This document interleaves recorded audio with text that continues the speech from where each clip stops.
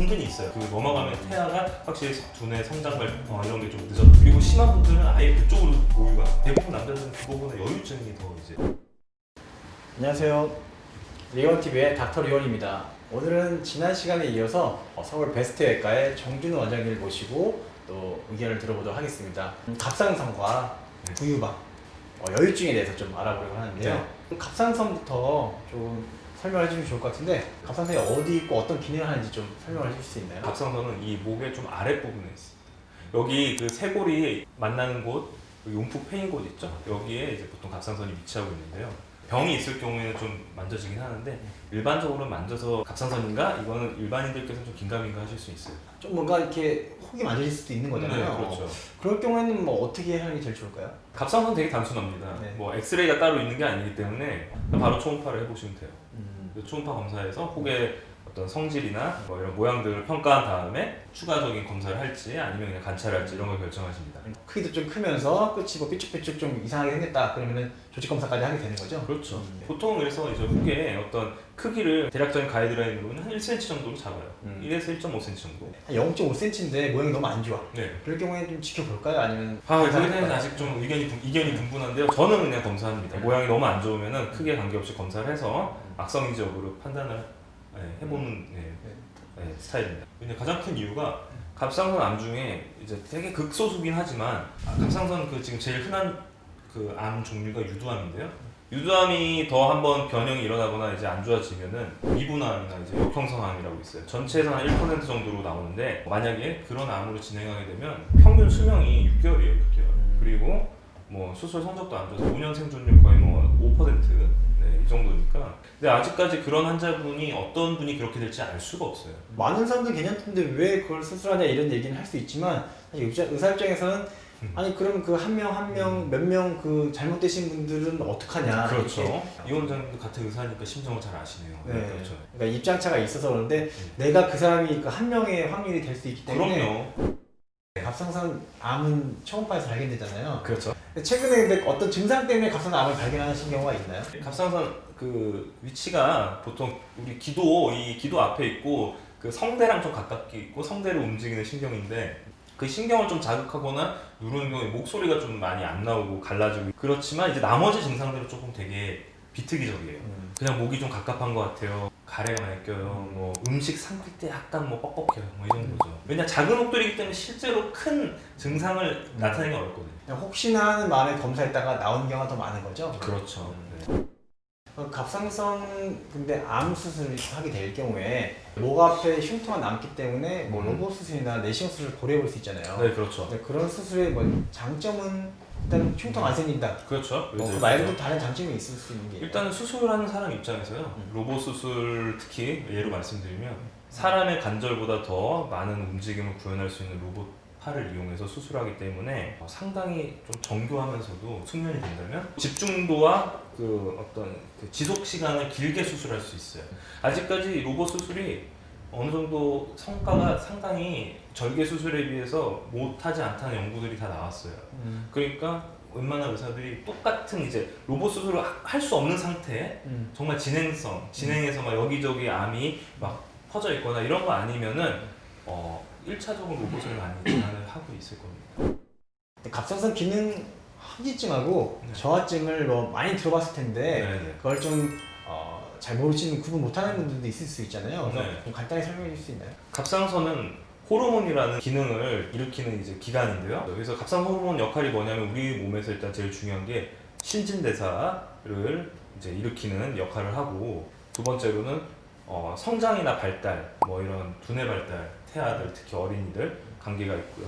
셋째로는 이제 여성분들이 생리 현상들, 생리 불순 이런 거랑 관계도 있을 수 있고, 체중, 비만, 피부 이런 거랑 관계가 있어요. 갑상선 호르몬이 많이 나오는 비정상적으로 높은 질환이 갑상선 항진증인데, 그러니까 신진대사도 너무 이제 강해지고 이러니까 몸에서 자꾸 뭐 영양분이나 음식 이런 게 다 소모가 빨리빨리 되는 거예요. 몸에서 열도 많이 나고 땀이 많이 나고 체중이 빠지고 심장이 뭐 두근두근하면서 막 되게 손발 떨리는 예민한 증상들. 저하증은 반대로 갑상선 호르몬이 적게 나오는 거기 때문에 반대로 생각하시면 돼요. 신진대사가 잘 원활하지 않아서 살이 찌고 몸이 붓고 또 이제 힘이 안 생기니까 피곤하고 두뇌 계통의 뭐 기억력, 집중력 저하와 또 여성 생리 기능에 있어서 생리 기능도 떨어지니까 오히려 이제 여성분들이 뭐 생식능력, 뭐 폐경기, 갱년기 비슷한 증상들 이런 것들 유발할 수 있고요. 치료는 다 둘 다 이제 기본 치료 약물이에요. 항진증 환자분들은 항진증이 이제 기능이 센 거니까 기능을 낮춰주는 항갑상선제를 드시면 되고, 갑상선 기능 저하증 환자들은 갑상선 호르몬이 적게 나오니까 그 호르몬을 보충해주는 약제를 드시면 되는 거죠. 임신했을 때 갑상선에 영향을 주는 경우가 있나요? 임신 중에는 그냥 어느 누구나 갑상선 기능이 흔들리는 경우들이 꽤 있어요. 음. 태아와 나를 모두 다 먹여 살려야 되잖아요. 그러다 보니까 갑상선이 못 따라가는 거예요. 임신 기간 중에만 잘 유지하면은 다시 잘 끊고 정상으로 복귀하는 경우가 대부분. 임신 중에 갑상선 호르몬 문제 때문에 뭐 약을 먹거나 하는 경우는 그러니까 임신 있어요? 중에는 아. 은근히 있어요. 갑상선 자극 호르몬이라고 뇌에서 나오는 자극 호르몬인데 그게 2.5 밑으로 유지되게 하라고 가이드라인이 돼 있어요. 그 넘어가면 태아가 확실히 두뇌 성장 이런 게 좀 늦었다. 수검사는 그럼 주기적으로 좀 하겠네요. 한 달마다 보통 하거나 괜찮은 이제 2달에 한 번.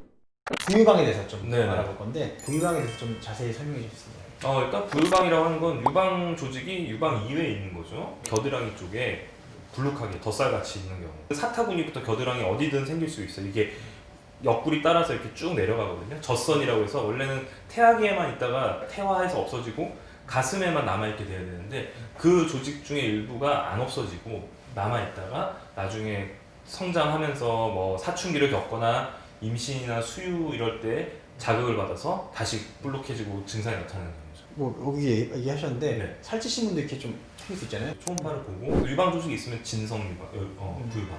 그리고 그냥 지방 조직만 있어서 살찐 거랑 그냥 관계 있는 건 가성, 부유방 뭐 이렇게 얘기할 수 있어요. 미용적인 문제 말고 다른 문제를 일으키기도 하나요? 진성 부유방은 그 유선 조직이 활동을 하게 되면 분명히 증상이 나올 수 있어요. 평상시 생리 때도 붓거나 아플 수 있고 또 임신했을 때나 수유기 때는 붓는 건 당연하면서 이제 수유할 때는 통증까지 느끼는 경우도 있어요. 그리고 심한 분들은 아예 그쪽으로 오유가 나와요. 어떤 경우에 좀 제거를 좀 고려하게 될까요? 미용적인 거죠. 너무 이렇게 속옷이나 조이는 거 입었을 때 튀어나와서 너무 스트레스를 받는다. 두 번째는 당연히 뭐 좀 드물지만 통증이 계속 너무 오래 갔을 경우. 셋째는 이제 뭐 특별히 제거할 생각은 안 했는데 안에 보니까 혹이 있어요.